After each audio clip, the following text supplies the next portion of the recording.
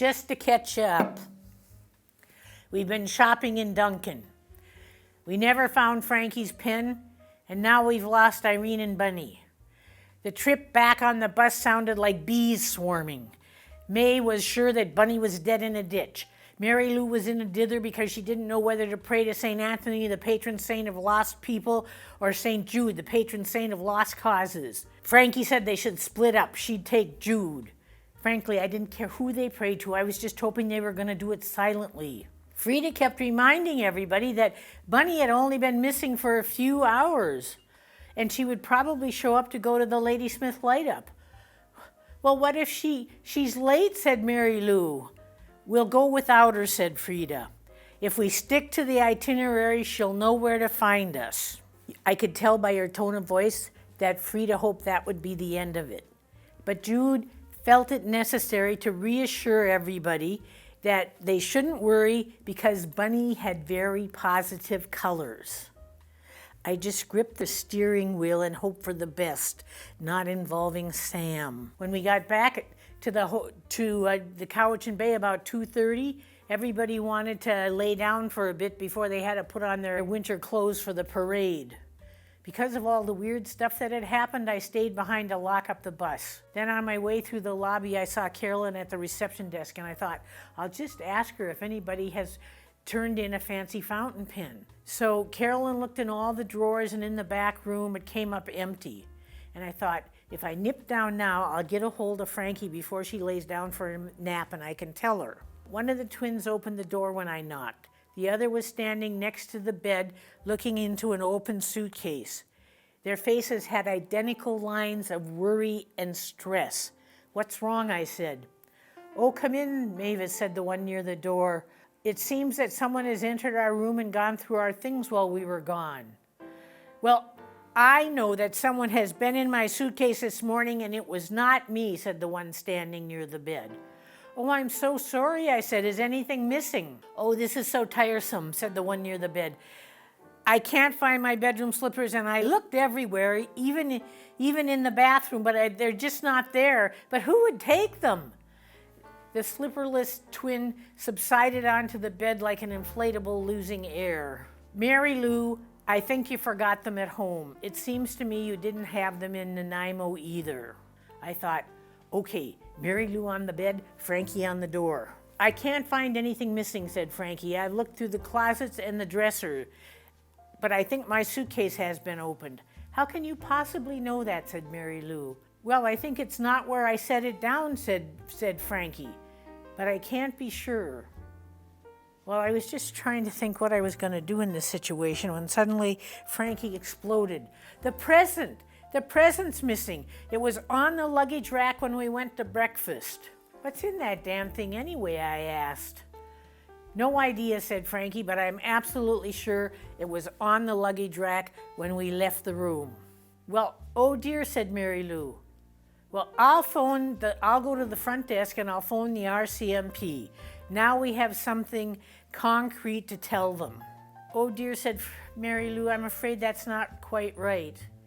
Frankie and I looked at her. Frank, I know you're right about Bryce.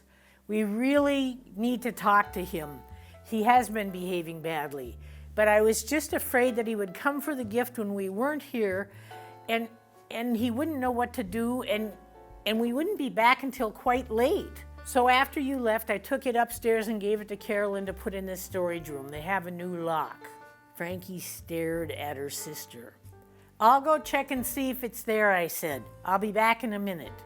What passed between the two sisters while I was gone, I can imagine, but I'm not gonna. So I went up to Carolyn and she checked the storage room and she even unwrapped the blanket to make sure that the present was intact. And it was. So that was a relief. It still left a mystery of why the twins' room had been searched. The twins may get a little confused, but I believe them about the break-in. Wait a minute, I thought. We never checked the door locks to see for signs of tampering. I hurried back to their room. They were both relieved to hear that the present was untouched in the storage room. Good for you, Mary Lou, said Frankie. I explained to them that maybe the intruders had a key and that we should check the locks for signs of tampering. I offered to check the patio door because the lock was on the floor. And my knees aren't that great shakes, but they're 15 years younger than their knees. So while I worked my way down to the floor, Frankie got out her lighted magnifying glass that she uses for reading, and Mary Lou and Frankie examined the door lock inside and out. Well, I couldn't see anything wrong with the lock on the patio door, but then I remembered that somebody told me once that you can sometimes lift those things right out of their track.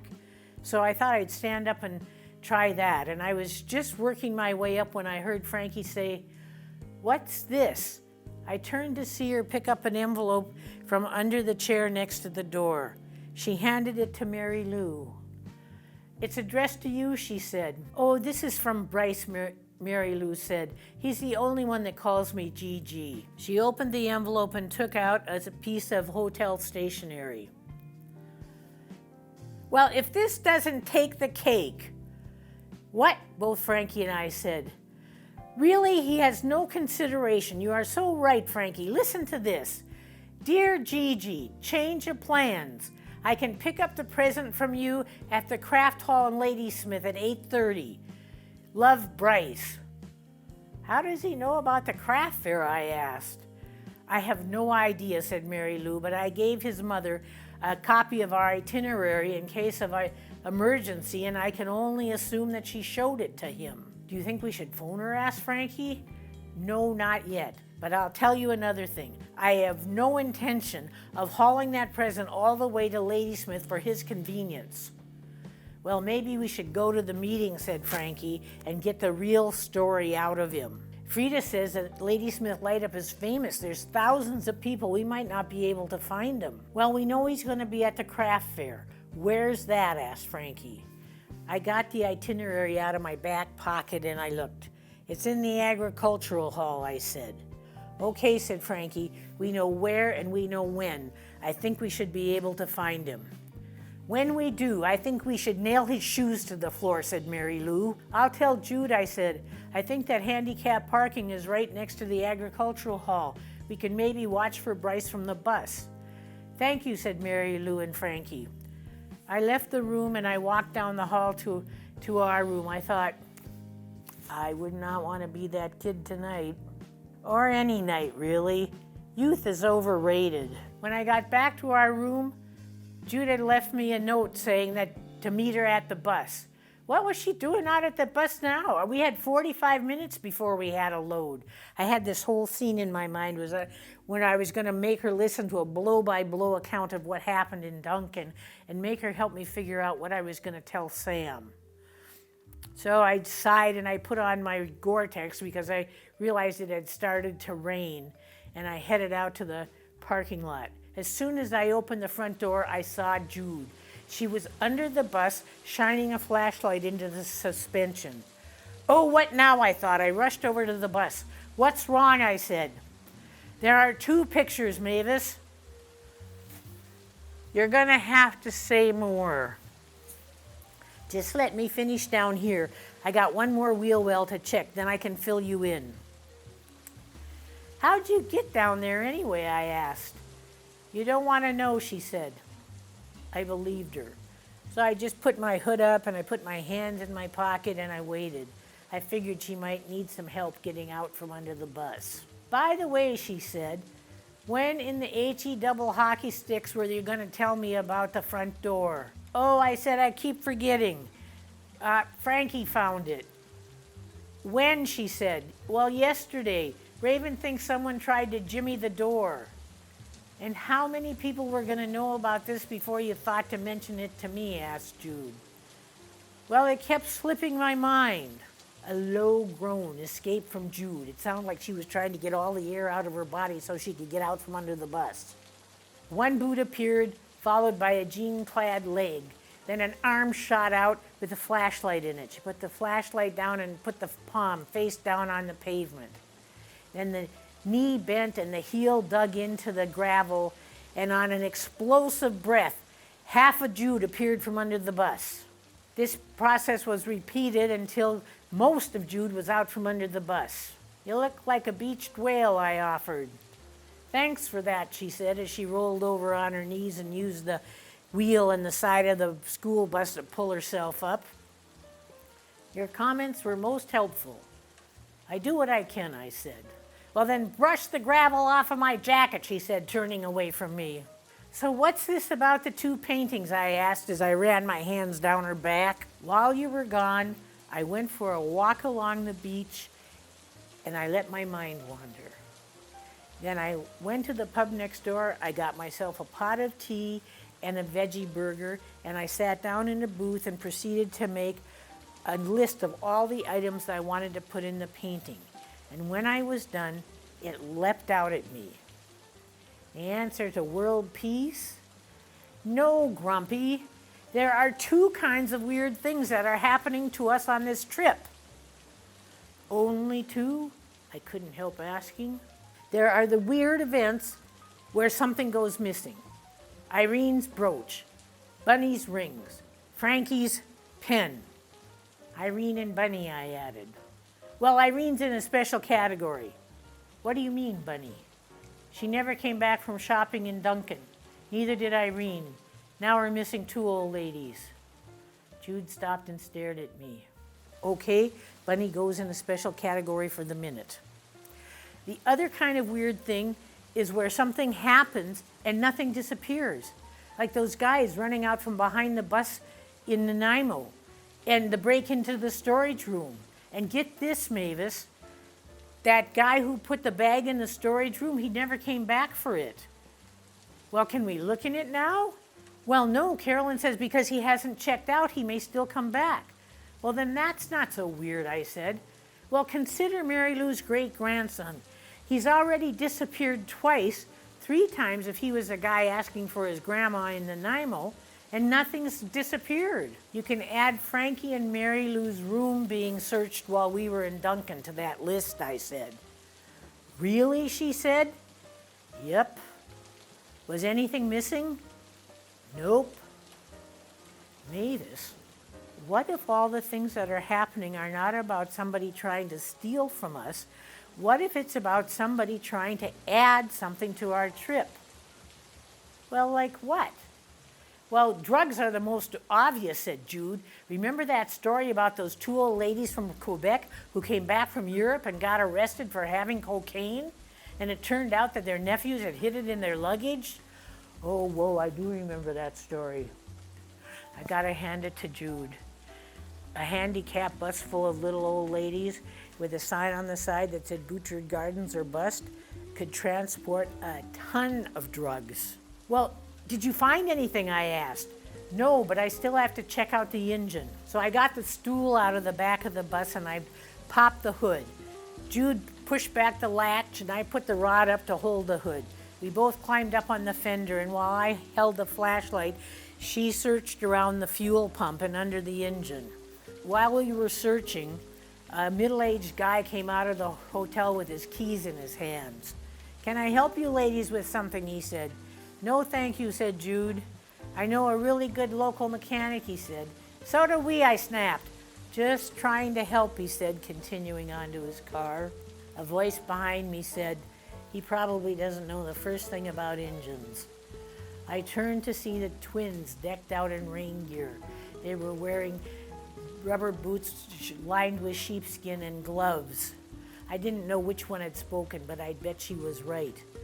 Behind them I could see May from head to foot in see-through plastic with a Santa hat on her head and walking with 2 poles. Raven held the door for Frida. Both were covered in blue rain capes. So much for our 45 minutes. Is everything all right? Asked one of the twins. Oh yeah, said Jude. You can go ahead and sit down. We'll be ready in a minute. So Jude closed the hood, picked up the stool, and got on the bus. I went back to operate the lift for Frida. Raven did up the wheelchair clips, so I slipped into the seat behind Jude. May came and sat down beside me. I can't get this thing out of my mind, she said. What's that? I said. This morning when I left you and went back to my room, I saw that guy from the restaurant in the exercise room. Why is that odd? Well, he was in line to be seated when we left the rock cod. No way did he have time to order, eat, and get back to the hotel. Well, maybe he remembered something he forgot in the exercise room. Wasn't he there when you were on the bicycle this morning? Well, it have to be pretty important to get out of a breakfast line for, said May. I think he's following us. One of the twins leaned forward and put her hand on the back of our seat. Our room was gone through this morning when we were at breakfast. No, said May. Was anything taken, said Frida. Not that we know of. Frank thought that the present was gone, but I had taken it up and given it to Carolyn to put in storage. Jude has a theory about this, I said. Well, before we go down that road, said Frida, has anybody seen Irene or Bunny? Well, Bunny was not in our room when I came out, and her warm clothes were still there, said May. Well, maybe we should call her room just to be sure, said Mary Lou. Frida got out her cell phone, dialed the hotel, and asked Carolyn to ring both Irene and Bunny's room and let it ring several times. When Carolyn came back on the line and said there was no answer, Frida told her to tell them that we had left without them. This isn't like Bunny, said Mary Lou. Maybe I should stay behind and wait for her. Your waiting for Bunny isn't going to help her any, said Frankie, putting her arm around her sister, and you'll just worry yourself sick. You need a distraction. We could all use a distraction, said Frida. So, Jude, what's this theory of yours? You know what, said Jude? Let's just go to Ladysmith and enjoy the parade. Tomorrow at breakfast, I can explain my theory to you. It's kind of complicated. That's a good idea, said Frankie. I'm much smarter in the morning. Sweet bird of youth, we are finally going to get this show on the road. I could grow old waiting for these women to get organized. The mood on the bus as we drove toward Ladysmith was very subdued. I was kind of surprised because there was only 2 people missing and one of them never spoke. I could hear Frankie and Mary Lou talking quietly together. My guess was they were talking about Bryce or Bunny, but I really couldn't make out the words. May had removed her raincoat but still had her Santa hat on, and she'd whipped out her knitting and was moving back and forth across the needles like an elf on deadline. Even in the failing light, I could tell that there were worry lines between her eyes. Raven had a white wire coming out of her ear and disappearing into some device. I didn't know what it was, but I figured it was music since she was bouncing up and down in her seat. And Frida was gazing out into the deep night, lit by the occasional farmyard light. Her body may be trapped in that chair, but her mind had wandered off. Jude had entered what I secretly called driverland. You enter through the hypnotic motion of the wipers, clearing the drizzle from the windshield. You see the diffuse light of the oncoming traffic as it bounces off the wet pavement and becomes glare. The road ahead is an unknown landscape of fast-moving light and shadows. I get a bit whifty about night driving. I don't tell Jude because she would give it a color. And I know that it is just light and dark dancing together.